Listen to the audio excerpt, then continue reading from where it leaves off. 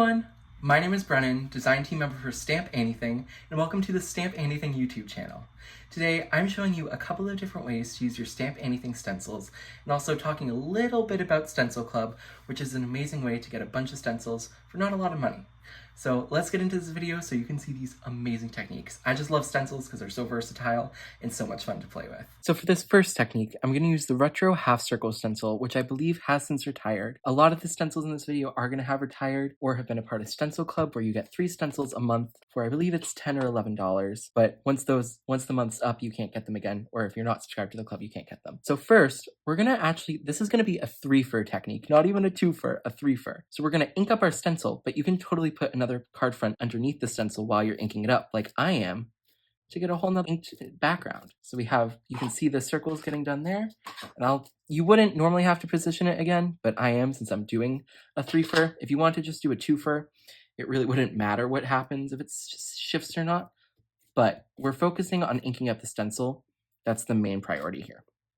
So now that we have that done, we have one background, and we're going to wipe up the excess ink here just so we don't get a ton on our cardstock. If we don't want it there, just God forbid we get inky fingers or something, because my fingers are already inky enough. Now, with our stencil already having ink on it, we can go in and just press this on. So, ploop. Did not get a perfect plop, but that's okay. Still be a really fun background. And now I'm just pressing the ink from the stencil onto the card base. There we have our second background. The darker colors work a little better. You can still see it up here, but it's definitely more pronounced down there with the Fiesta Blue opposed to the Aquatini ink. But now I'm going to go in with some water.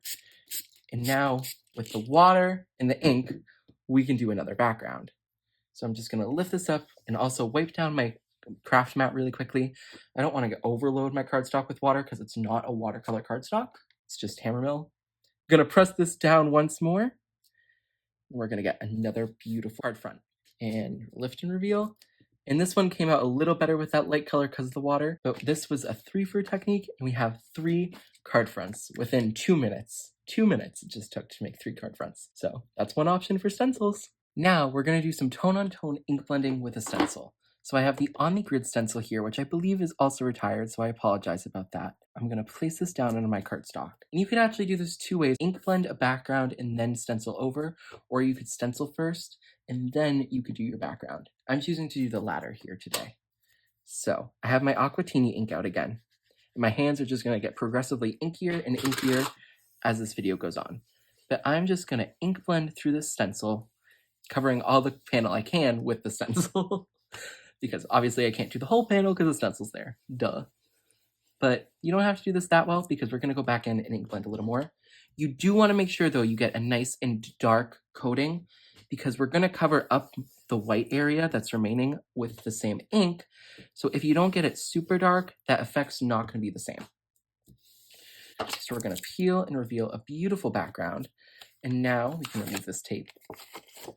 We're going to go over it again with the exact same Aquatini ink. We're just going to blend over. And this is going to create a different look, but it's still going to be really beautiful. And you're still going to see that super awesome stencil design. So now I'm just going to keep doing this until all the white area is covered with that Aquatini ink. So now that we've ink blended over the entire panel, you can really see this technique in full effect. You can still very much see where we stenciled, but there's less of a contrast now that we've ink blended over with the Aquatini, and it just looks really cool. I like to use this technique for creating wallpaper for a card. This is one here with Dorothy Golden Girls stamp set. She is still available, I believe, so if you want her, you can get her. But I use that same On the Grid stencil back here to create a wallpaper effect, and I really like how this came out. For the last technique of the video, we're going to be doing some double stenciling, which creates a super cool effect. So I have that half circle stencil again here. I'm going to place it down as best as I can. And there we go. So now I'm going to go back in with our Aquatini ink, just because that's what I still have out on my desk. And I'm just going to ink blend over the entirety of the stencil so all of our circles are filled in. I would suggest doing this technique with a stencil. The first stencil should have a lot of area that's not covered. So like these circles, that's a big area. So that would be perfect. So you have enough room to adequately see the second stencil. If you're doing a stencil that doesn't have a bunch of open area, it will still work, but you're not going to be able to see your second stencil as amazingly. So that's why I would suggest doing one with larger openings.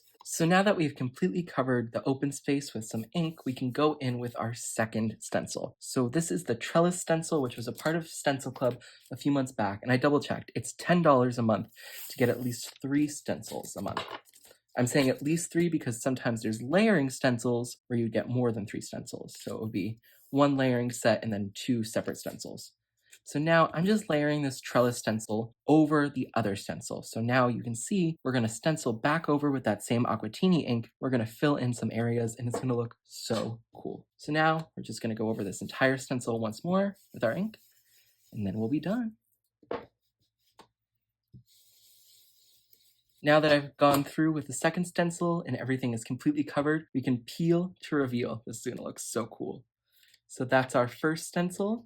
Now we're going to take off the second one and look at how amazing this is. You can see that first stencil, which created those half circles, but then the pattern of the second stencil, the trellis stencil, is within the half circles. Isn't that so cool? This is honestly giving me Christmas vibes almost, but I really love how it came out. Okay, I already said it, but stencils are just so versatile and so much fun. I love using them, and if you don't, maybe you can learn a couple more techniques from this video and you'll start to love them. If you already love them, hopefully you learned something new as well. I hope you have an amazing rest of your day, and thank you so much for watching. Bye everyone, and happy crafting!